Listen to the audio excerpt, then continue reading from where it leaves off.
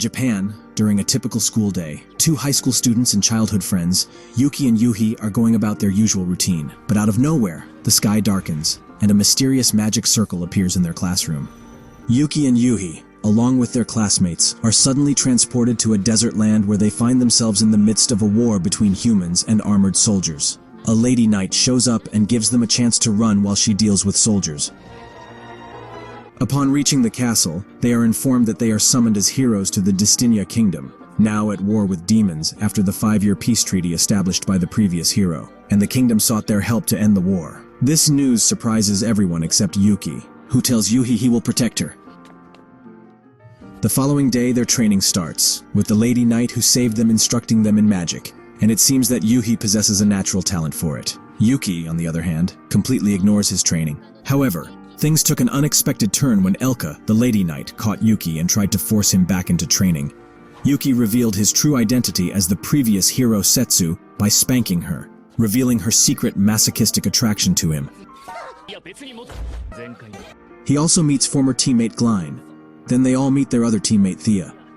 As Setsu inquires about the ongoing war, his teammates reveal Setsu had disappeared in an explosion while dueling a man named Toma, ending the war. Setsu shares that after that, he had returned to Japan to restart his life as a baby. Setsu suspects Toma has restarted the war by manipulating the demons with curse magic. The king summons Glein in a meeting where he decides to declare an all-out war against the demons, with the hero's full support. Glein informs Setsu about the situation, and Setsu opts to prevent the war by going out on his own to find Toma. With the support of his friends, Setsu then infiltrates the castle and manages to steal his old sword, Kuramaru, from Destinia's armory.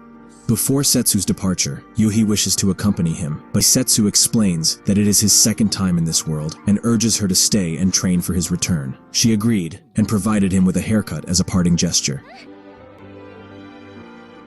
A young girl named Ruri found herself in the position of fulfilling her grandfather's final wish. Her grandfather, a renowned jeweler in Distinia, had recently passed away, leaving her with his final masterpiece. To fulfill her promise to him, Ruri left her home to deliver the precious item.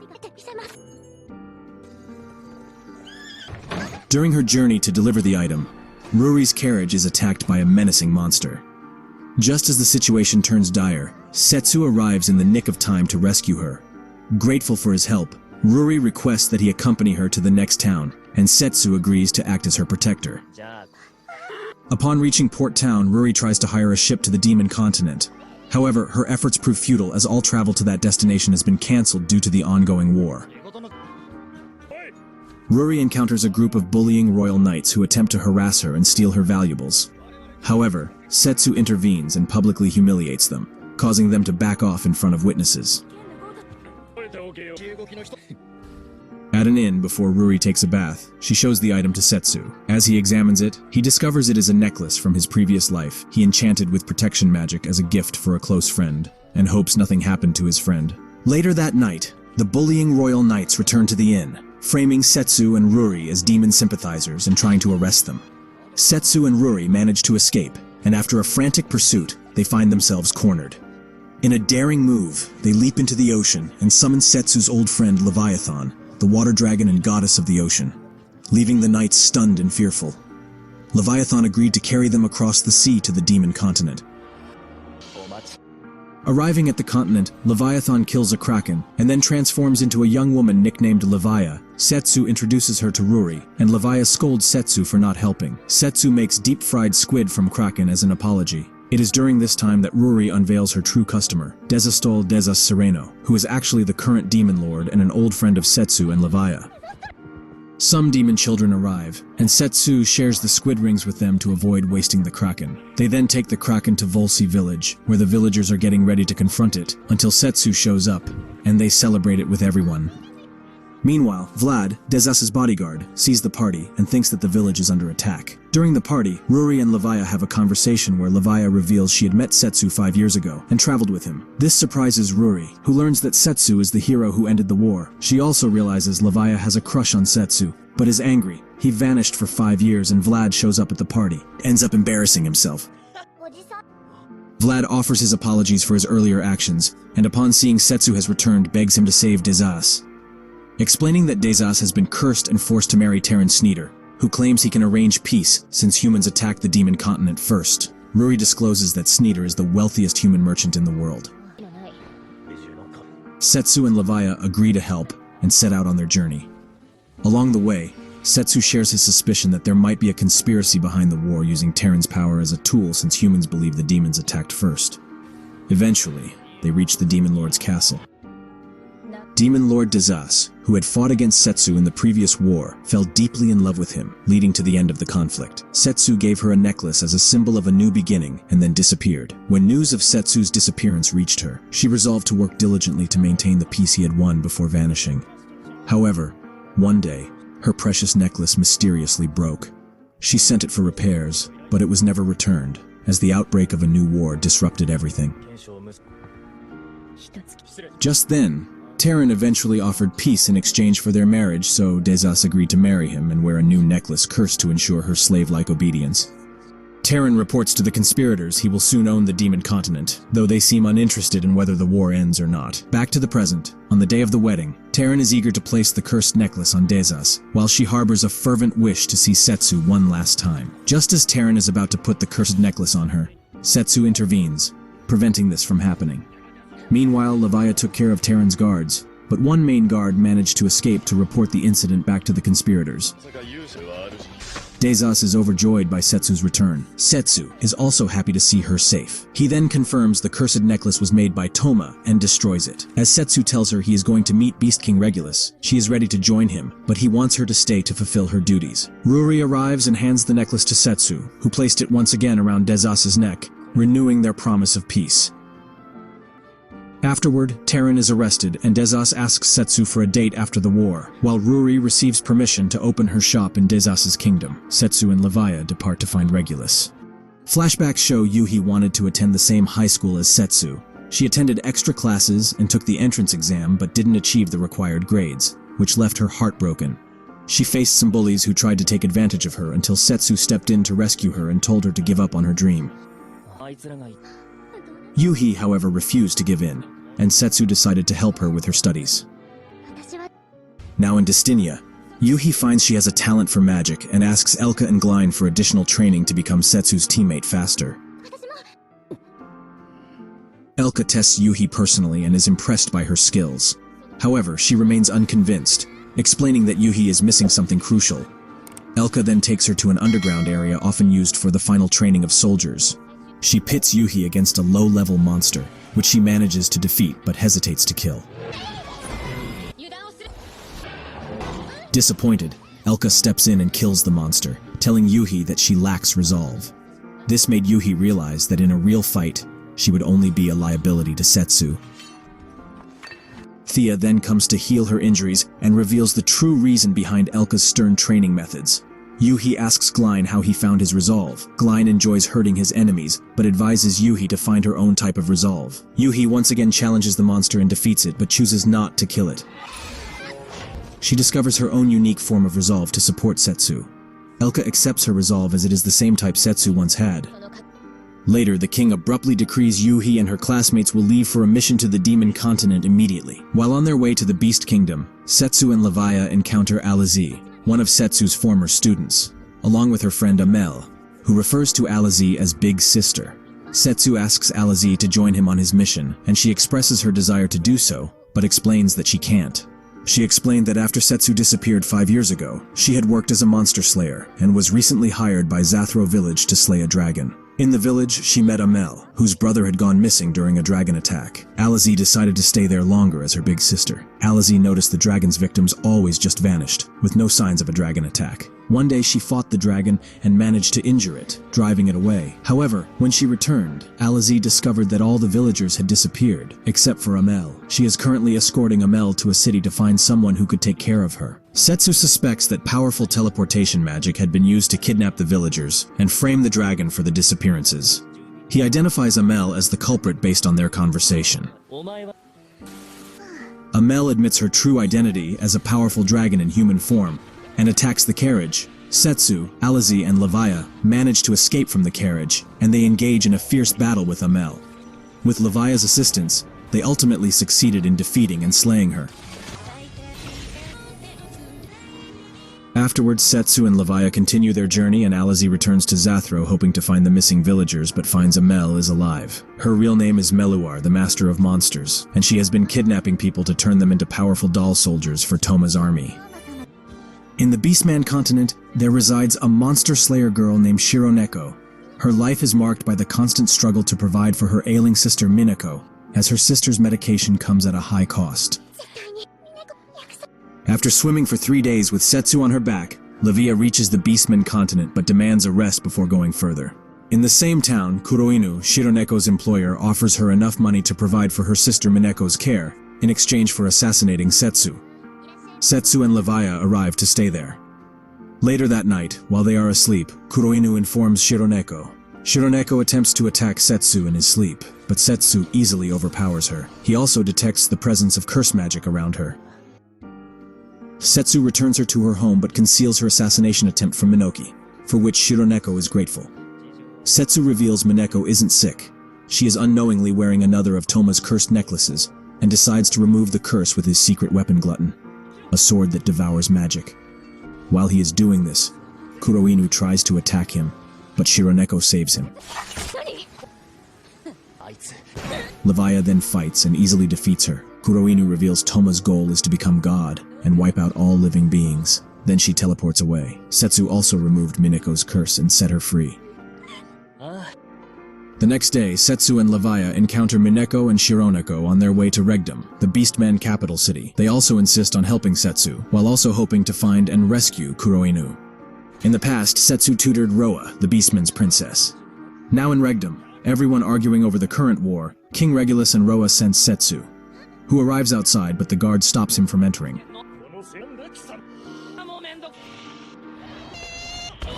For a while, Setsu argues with the guards, but they don't listen. Suddenly, Roa intervenes, knocking out both guards. She's thrilled to see Setsu again and expresses her eagerness to become his student. King Regulus is pleased to see Setsu. Upon learning that Toma is behind the war, Regulus decides to offer his help. He agrees to send Roa in his place. However, General Ruga, who claims to be Roa's fiancé, insists that Setsu's 5-year absence means he can no longer be trusted. To prove his trustworthiness, Ruga challenges Setsu to a duel, and Regulus announces that the winner will marry Roa. Roa tries to convince Regulus to withdraw, but he shows a tattoo he received from a sorcerer that converts willpower into strength. In the duel, Setsu comfortably defends against Regulus's attacks without using any special powers. Even when Regulus transforms into his beast form and activates the tattoo, Setsu still overpowers him. However, Ruga's tattoo begins to take hold of his jealousy and mutates him. Levaya realizes it's a curse. Regulus's body starts to tear apart from the power. Before Setsu can use his magic sword to save him, Ruga dies in a gruesome manner. Toma's astral form manifests from Ruga's blood, confirming that he is behind these curses. Toma says he will kill everyone for Setsu and vanishes, leaving Ruga's body behind. Afterward, Setsu and the party head to Demon Continent to find Toma, while Regulus organizes his army to follow as soon as possible. 10 years ago, Setsu was summoned as Destinia's hero along with Toma. Setsu was angry about being summoned away from his own life to solve Destinia's problems. Despite his frustration, Setsu still trained to ensure his survival in this unknown world filled with monsters and magic. In contrast, Toma was scared of the impending war. Setsu made a promise with Toma to end the war together.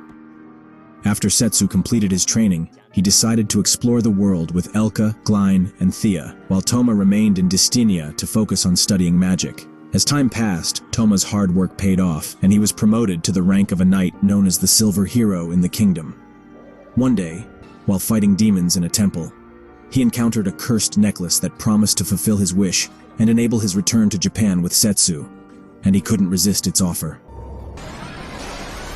Afterward, Toma learned that the war had ended, and he saw Setsu had formed friendships with the leaders of every nation involved. The peace treaty was successfully signed, and Setsu became renowned as the hero who brought an end to the war.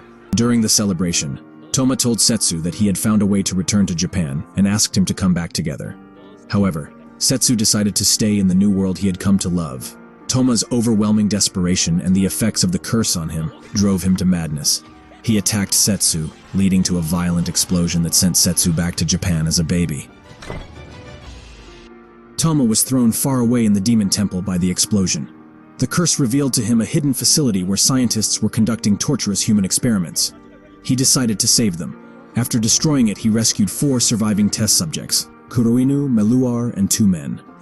Now Setsu has returned. Toma plans to form a pantheon of gods from himself, the 4 test subjects, and Setsu.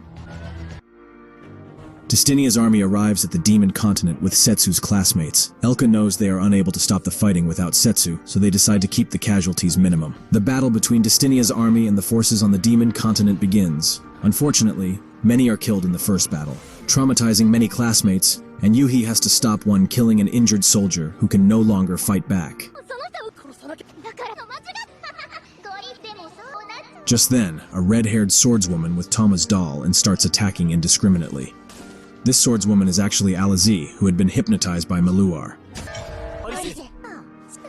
Meluar hopes to similarly hypnotize Setsu's former teammates, summons more monsters in an attempt to create chaos and sow discord. However, Elka and others manage to destroy all of her summoned monsters. As Glein deals with Alize, Elka takes decisive action and stabs Meluar in her magic core, effectively destroying her source of magic power. But Meluar doesn't die and stand up again, revealing as a test she has an extra internal organ and a magic core to survive fatal injuries. Using all her remaining power, she summons a giant chimera and fuses herself to it. Before Meluar attacks, Alize, who still loves Meluar like a sister, breaks her hypnosis and stabs Meluar. With no power left, Meluar dies in Alize's arms. A male test subject, embittered by Meluar's death, launches an attack. With everyone else exhausted, Yuhi takes it upon herself to face this foe alone. However, just in the nick of time, Setsu arrives to assist and confront this new threat. At Beastman's continent, Regulus's army finally sets off to follow Setsu. Setsu's arrival is met with joy and relief, particularly from Yuhi, who nearly kisses him in her elation. Setsu is annoyed Elka has been teaching Yuhi masochistic nonsense. The test subject Kaguru is the one who escaped Setsu's attack at Desa's castle and is happy to duel Setsu again. On the other hand, Minako and Shironako engage in a fierce duel against Kuroinu. In the midst of their battle, when they find themselves in dire straits, they reveal a remarkable ability known as Beast Merge. This ability allows them to fuse into a single, more powerful and agile entity. With their newfound form, they manage to easily overpower Kuroinu, ultimately defeating her. Kuroinu, recalling the tragic fate of her siblings who fell victim to cruel scientific experiments, makes one final, desperate attempt to no avail. The final test subject, Virdos, possesses synthetic iron muscles, making him immune to injury. Roa steps in to confront him. Virdos unveils a secondary power that allows him to disintegrate into iron dust and then reform into any shape he desires. He unleashes a barrage of iron cannonballs, injuring Roa in the process. Roa stands up again and activates her beast form. She manages to crack Virdos' seemingly impervious armor, despite being impaled by spears. With an astounding display of strength, she crushes his heart. Virdos, seemingly amused by his own defeat, uses his abilities to heal Roa's injuries before ultimately collapsing. Setsu, using his skills, destroys Kaguru's damage-absorbing armor. Despite his reluctance, Setsu is left with no other choice, as Kaguru adamantly refuses to cease the fight. Setsu kills Kaguru and Toma, sensing all subjects are defeated or dead, appears nearby to finally finish his grand plan. At Evil Barrow, Levia is glad to see Desas is safe, but soon Toma invades the castle and is ready to attack them. Setsu arrives on time and saves them before Toma does anything bad to them. Possessing similar abilities, their rematch begins. The battle's intensity is so great that it shatters the throne room, rends the sky, and obliterates mountains. To ensure the safety of everyone, Setsu takes the fight into the sky. There, Setsu begins to gain the upper hand, wielding his formidable sword to overpower Toma. Toma furiously realizes with the subjects dead, he is once again entirely alone while Setsu still has his friends. Going berserk, he unleashes his power, but Setsu realizes it is not Toma's power at all. Toma unleashes an attack that destroys Setsu's sword. Toma appears to have bested Setsu. As Toma gloats in victory, Setsu traps him in a dimensional barrier. Setsu then uses his unique skill limit break and his enigmatic glutton sword, which had devoured so much magic until nothing is left. Toma despairs at dying completely alone until he suddenly awakens. Setsu reveals all Glutton 8 was the cursed necklace that tempted Toma into insanity in the first place. Later, Toma is imprisoned, and at Setsu's suggestion is sentenced to spend all his remaining magic sending himself and Setsu's classmates back to Japan to restart their lives as normal humans. Toma agrees but opts to stay behind, and decides to travel the world free of insanity to find ways of making it better. In the end, with Toma's fate settled, Setsu and Yuhi make a life-altering decision. They choose to explore the world as tourists, visiting all their friends, and seeing every country as they recover from the war. As Setsu and Yuhi embark on their new adventure, the world awaits them with full of wonders. Thank you for watching. Don't forget to like, comment, and subscribe for more videos like this. If you have any suggestions or questions, feel free to leave a comment below. Until next time, take care.